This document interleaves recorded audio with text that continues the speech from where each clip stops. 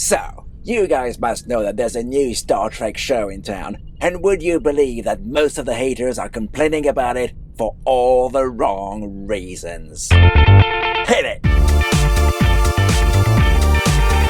Why does the captain sit like that? Why does a Klingon have two fathers? Why is a hologram fat? Why do people wear glasses in the future? Why does the Klingon wear a skirt? It goes on and on and on, and frankly, guys, if that's the height of your criticism, maybe you're not cut out to watch TV in the 21st century. I mean, let's take Aki. Yeah, she treats the captain's chair like a sofa. Heck, she treats most chairs like beds. So what? She's not human, she's unconventional, but despite that, she still gets results and earns the respect of her students and her peers. Isn't that the important thing? As for Jaden having two fathers and a mother, they must have some fun nights. So what? Are you that old that you long for the 1940s?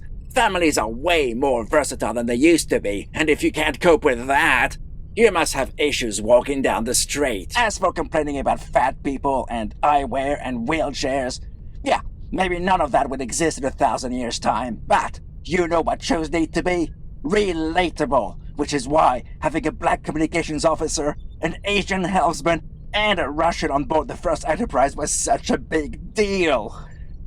People need to be able to identify with characters they see on the screen week after week. It's pretty basic stuff, guys. And if that annoys you anyway, why are you okay with everyone speaking English? I'm not talking about the aliens, but the humans. You think they'll all speak English in 1,000 years' time?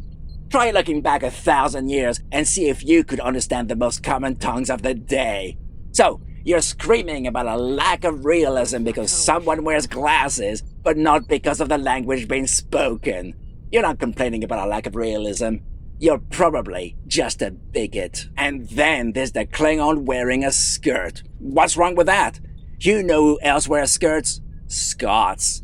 Of course they call them kilts, and I would never dare tell the Scotsman he's wearing a skirt to his face, but we all know what they are. And if that's not enough for you, Starfleet had men wearing skirts back in the 24th century already, so it's nothing new. And if you were a true Star Trek fan, you'd know that. And don't forget what Riker told Worf about such attitudes. Look like dresses. That is an incredibly outmoded and sexist attitude. I'm surprised at you. But you know what I think? I think you're complaining that a man wears a skirt because you're probably very unsure about your own body, and maybe, deep down, you think you'd look great in a skirt too, but are too chicken shit to ever put one on in public. Which means Jaden is more of a man than you'll ever be, and that must hurt. All these complaints are puerile and serve absolutely no purpose, except to highlight your own pathetic prejudices. But that's not to say Starfleet Academy is perfect. Far from it. It has major issues with plot, stories, and writing, and when it comes to telling a good yarn, those are pretty big problems. So why don't you focus on those? I'll tell you why. I think it's because you haven't actually watched the show. So you just latch on to pathetic identity politics, screaming that Star Trek is now woke, when it's always been. If you don't like the show, don't watch it. But at least watch it to make sure you really don't like it, instead of moaning about something someone else told you. You sound like a toddler who screams they don't like broccoli, never having tried it. Haven't you got better things to do with your limited time on this planet? Right. I think I've said enough. Let me know what you think in the comments, and I'll give you the response you deserve.